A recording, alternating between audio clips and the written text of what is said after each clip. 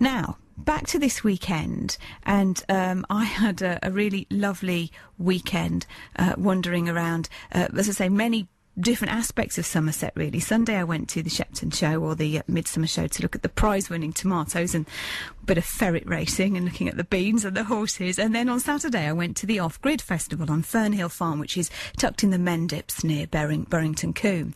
Now, regular listeners will have heard me talking about Off-Grid.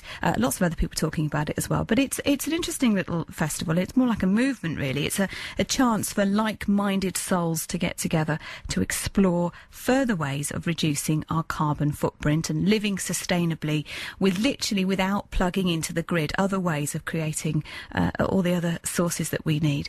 Hence the name. But people not having to go without heat or hot water or the luxuries that we need in our climate. And I had the pleasure of meeting Dean from Somerset, who's got a company called House-Box, and he converts and maintains lots of different vehicles, motor caravans, absolutely beautiful, and all off-grid. I've come down to a field in the Mendips. I'm here for the Off-Grid Festival, and I'm standing. This is beautiful. This would have been my dream when I was a little girl. Dean, tell me what's going on here. This is our home. A couple of years ago, my partner Hannah and I, we've converted a couple of vehicles before, sort of to live in, but just more like to go away on weekends and things.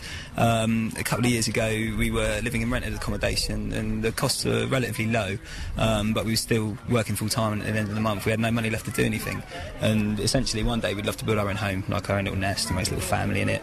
And we realised, living the lifestyle we were, that we'd never be able to afford to achieve that.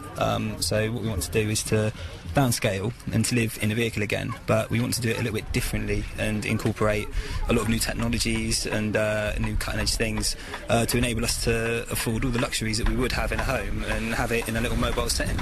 So let's go inside. This is just brilliant. So we're walking into what was this before the vehicle? It used to be a horse box. It's a 1979 Bedford TK, and when we bought it still had all the straw and the horse mess in the back. Nice. Yeah. Nice beginning. No, of course. Look, you've even got a cuckoo clock. Yeah, First thing I see. That was Hannah's birthday present. That was. I'm going to love this, aren't I, in here? So this is beautiful. So it's absolutely. You've got your little wood burner in the corner there. Pictures on the walls, the books. It's like, you know, I imagine a kind of a larger Romany caravan from days gone by. Yeah. Well, it's an old vehicle, and we wanted to, with the restoration of the conversion, we wanted to respect the vintage element of the vehicle. We didn't want it to look new and bespoke like a lot of the big fiberglass campers that you see going around. We wanted it to feel like home, and at the same time we wanted to use all the new technologies again to afford ourselves all the luxuries that we could have. I mean, we have a full rainwater harvesting system where we collect the rainwater via guttering off the roof, and there's a series of 5 filters which makes it incredibly clean, cleaner somewhat than the water you get out your taps at home. We can use that for all of our needs.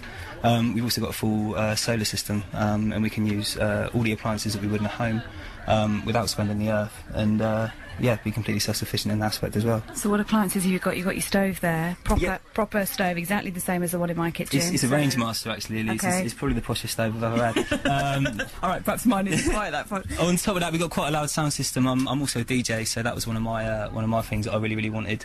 And the compromise was I got to have a big sound system if Hannah got to have a hot shower.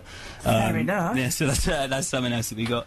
We also can run all of our computers for as long as we want, no problem. We also have a very efficient pure sine wave power inverter, so we can use any appliance that you would in a house up to 15,000 watts. How does that work? How does it work? It takes the 12 volt power from the batteries, and through a series of mechanisms that I don't quite understand fully, Elise, it converts it to the same 240 power that you would get out of the mains at home. So anything with a plug, including Hannah's hair straighteners, can get plugged in and turned on and can just be used. Like I said, we didn't want to compromise the things that we had in the house. We thought we want to live in a vehicle, but we don't want to be huddled around a candle every night in the dark cold. So we've got everything we could possibly need. Okay, so the wood burner, that's wood rather than anything else. That's the wood burner, and it's got a big plate on the top as well. So once it is going, you can either, if you've got it on in the winter, you can leave a kettle on it all day, and or you can do your cooking on it. You can stick baked potatoes in it, anything like that. But we've also got a gas cooker as well, because it's nice not to have a faff about with a fire all the time. Fantastic! You've even got the Belfast sink. Yeah, the big benefit of that is that we can hide the washing up at the end of the night, to be honest with you. So we can tidy the kitchen. If we can't be bothered to do it, we can hide it under the lid of the sink. And is there a toilet in there? Yeah, there's a little wet room here. We made I love it. We made a fiberglass background. Gorgeous tiles. Yeah, they're lovely, aren't they? It's always a bit of a mission getting tiles to stick. They're very, very bright, just so people are listening. Yeah, no, they're nice. Yeah, we wanted it to be sort of nice and bright in there. We didn't want it to feel all small and pokey. No. And yeah, it's nice to have a hot shower. We've also got a compost separating toilet. I don't know if anyone knows much about toilet composting, but it takes about 6 months to process, so we obviously can't collect all of it in here and the whole process to happen in the van, else we'd be left with a big pile of our waste. So what it does, it separates the wet and the dry, and that stops it from smelling, and then we just empty it into our compost at home, and 6 months down the line it'd be good to use to grow the most delicious food you could ever possibly eat. Ironically. So where are you parked up with this? How does that work? We're very lucky that we've got some friends who've got a beautiful bit of farmland. They're a little bit older than us, and they needed the extra help on the farm. In exchange for helping them out, we can live down there, and we're just part of the family. And our best friends, who we also DJ with, live next door in a double-decker bus, and we've got an old library bus that we use as a music studio that got donated to us on a long-term loan from Glastonbury Festival, which we're very lucky to have. So we're living the dream somewhat. We've got a little piglet, we've got chickens, we've got horses.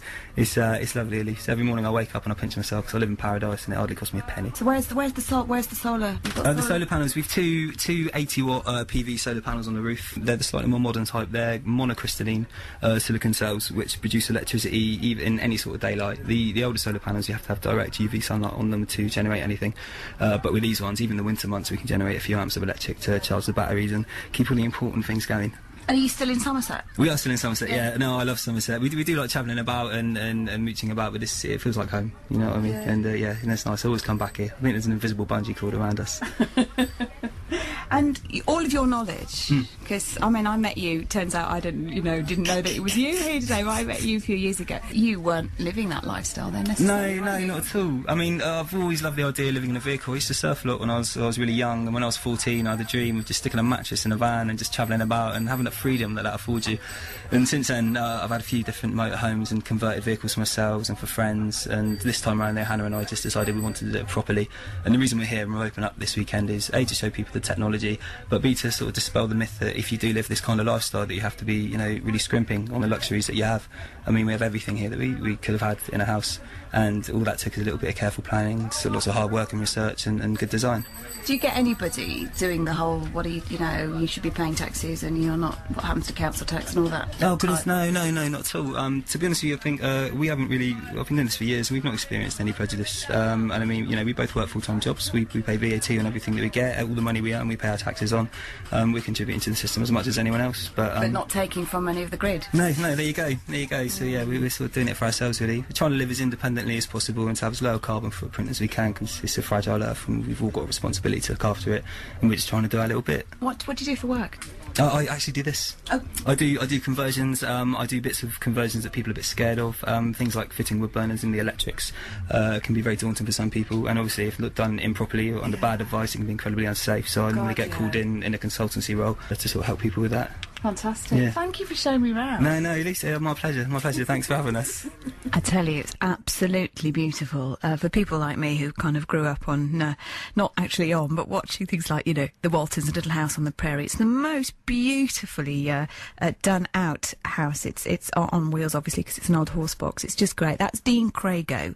His company is called House-Box. So I've always got the details here if anybody wants to find out any more about that. Interestingly as well, just by chance, talking about off-grid and different forms of trying to create different energy. I was just reading that Guy Ritchie has applied to install 200 solar panels